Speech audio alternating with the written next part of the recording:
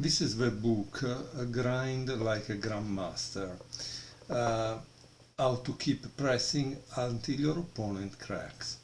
Uh, it's based on 12 games, first of all. The format inside looks like two friends speaking to each other. So a kind of interviewer, but is not the usual book of chess. And in fact, in the in the forecover, you can see that it says New in Chess has converted this book from a popular chessable video and move trainer course. The lively conversation of the two friends translate very well into an instructive chess manual. It's a top-level chess using Grandmaster games as example, but the insights are accessible to players of all levels. I tell you, this book it's great for what regard the format, because the diagrams are really colorful. They even show maneuvers in some cases. Let me see if I can find, yeah, or weakness of the pawns.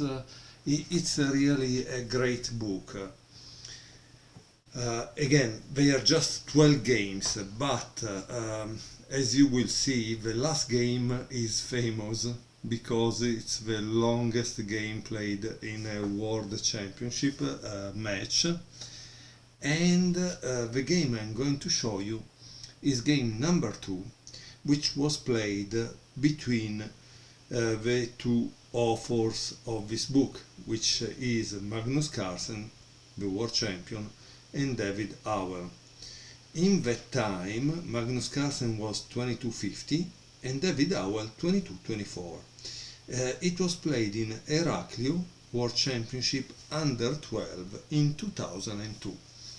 Obviously, when you read the comments, honestly, you already understand these two kids were professional. It's crazy, but they were already professional. So Magnus Carlsen was white, and he starts the game with knight f3. Black answer with knight c6. Very strange move, right? And here Carlsen plays c4. And here Magnus says, I don't remember if I was surprised by one knight c6 you allow me to transpose into an Italian or Rui Lopez game or a Chigorin, but I thought, why not play the English? e5. Well, now this so-called English is in reality a Sicilian, okay? This would be e4 and this would be c5. Knight c3, g6, d4, e takes d4, knight takes d4. Magnus, side note, do you know what happens after 5 knight d5? So instead of knight takes d4, this is the move. And David Howell answer, let me think. If a Magnus answer, if you continue naturally with bishop g7, bishop g5, knight g e7, knight takes d4, already puts you in a lot of trouble. But I'm sure you'd have known how to meet 5 knight d5, okay? And here there is the analysis diagram. So the book is really interesting in how they put the diagrams. Now let's return back. I will pause a second and make the move to the position that was in the beginning. Okay, we were in this position. And Magnus asks, instead of knight for d4, what happens if you play knight d5? Okay. So black continue with bishop g7, knight takes c6, b takes c6. Obviously, if you buy the chessable course, probably you have this on a video, I think. But if you are cheap like me, that you cannot afford some chessable video courses, you have to get the book and then make the voices. Like after b takes c6, David Howell says, "These days I might be more tempted to take with a d pawn and grind it out without the queens on the board, especially against a lower rated player." Well, I don't know if this is a English accent, but... And now we make the Magnus accent. "Perhaps I would too, but aside from the double pawns, black has a good coordination and should be fine." Okay, so they both would grind it, but we don't know. Because the game continues with 73, but if Magnus doesn't play classical games anymore, I don't know how we are grinding. 97, bishop g2, castle, castle, rook b8, queen a4, a6, rook d1, rook e8, and c5. And here there is a nice diagram, so which makes you think that you should think a second and try to find out what is black's going to play. So it seems the move played by black. Accidenti, these mosquitoes are terrible. Well, we are in summer. 95. And here Magnus says, "This was a nice try, but black remains under pressure." Knight takes d5, c takes d5, bishop takes d5, queen e7, bishop e3, rook takes b2, queen c4, bishop e5, rook a b1, rook takes b1, rook takes b1, c6, bishop f3, king f8, rook d1, rook d8, h4, king g7, king g2, h6, h5. And now we change page, and Magnus says, "I didn't feel sure about this. I reasoned that it would be nice to have the black pawns fixed on dark squares in the ending. But it seems that this move, bishop d4, was better for Magnus." Okay? How did Howell continue? g5, bishop g4, queen f6, and queen e4. And here there is a diagram. So again, once more, move to black, try to guess what you would play for black. David Howell played d5. Magnus, "I think I just missed this one. When we got to the endgame, even though I knew I had winning chances, I was still upset over having missed bishop d4. So it seems that after playing h5, he understood that bishop d4 was better. That's interesting. And as you can see, chess is a battle inside our head as well outside on the chessboard. And so sometimes how we are able to recover from some mistakes that we realize are a mistake is kind of important. Okay, after pawn d5 there is this c takes d6, the famous en passant, and bishop takes d4, g4, queen takes g4, rook takes d6, queen takes rook takes d6, queen takes d6, queen c4, queen d5, take and take. Okay, as you can notice, they didn't do a lot of comments about the opening and the middle game, because this book it's about the end game. And here is what I was telling you before about the colorful diagrams. As you can see here, they show you that the pawn h6 and pawn d5 have some kind of problems, right? So that's the nice thing of having these colorful diagrams, that at a glance you can get something out of a position. And here Magnus said, I think our mind spaces were very different here. You were relieved about having reached the equal ending, and I was really upset about allowing this ending without having been more decisive earlier.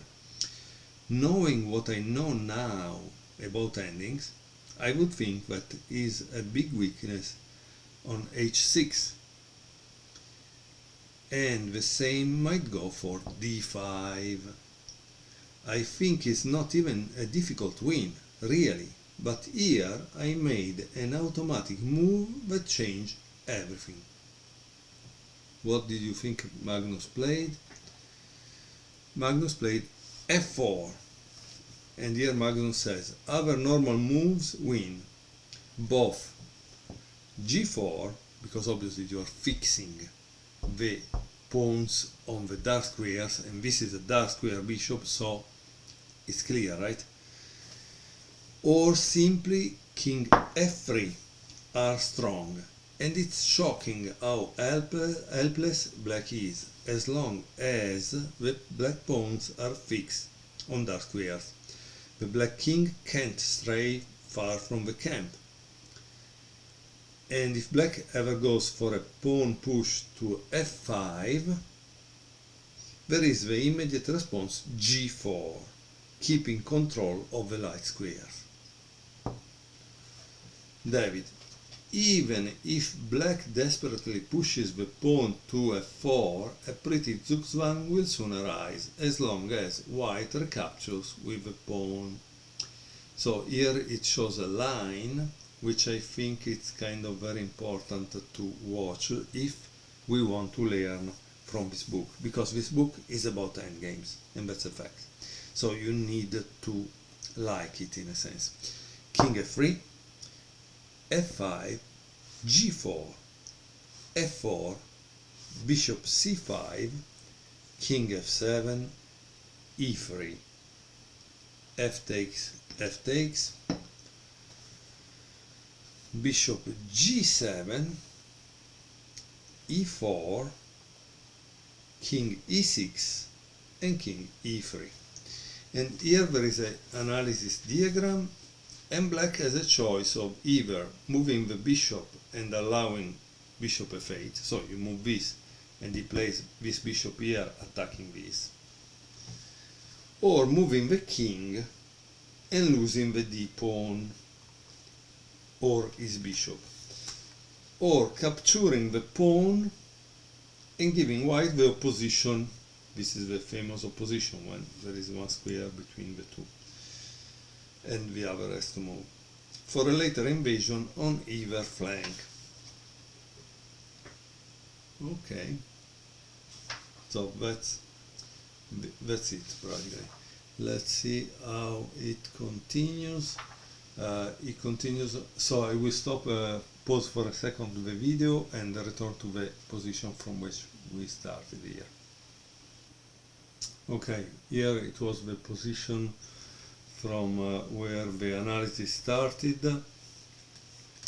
Obviously the right move were g4 or king f3. King f3 is generally centralization of the king, but Magnus played f4, which wasn't good at all. G takes f4, G takes f4, bishop b2. Magnus, to your credit, you found the right plan. With my king farther forward, it might still be winning. King f3, f5. Magnus, now everything is just blocked. I remember thinking I could invade with my king on the queen side at some point. but the h6 pawn is just too weak. And now they practically show us the game up to the end, and there is a draw. Okay, so I will show you the game quickly. Bishop c5, king f7, e3, bishop g7, king e2, king e6, king d3, king d7, bishop d4, bishop f8, bishop c3, king c6, bishop e5, king c5. I would like to comment that, as you can see, this is the difference between normal players that would have just agreed to a draw and players that want to become something or someone, and they want to win. They play for a win no matter what. So here they are starting to test each other, and if one of the two makes a mistake, he will pay.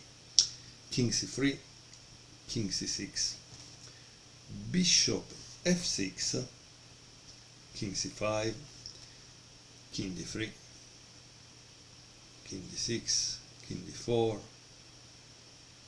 king d6, bishop e5, king c6, king d3, king c5, bishop f6, king c6, king d4, king d6. Here clearly we are just repeating the position. Bishop h8, king e6,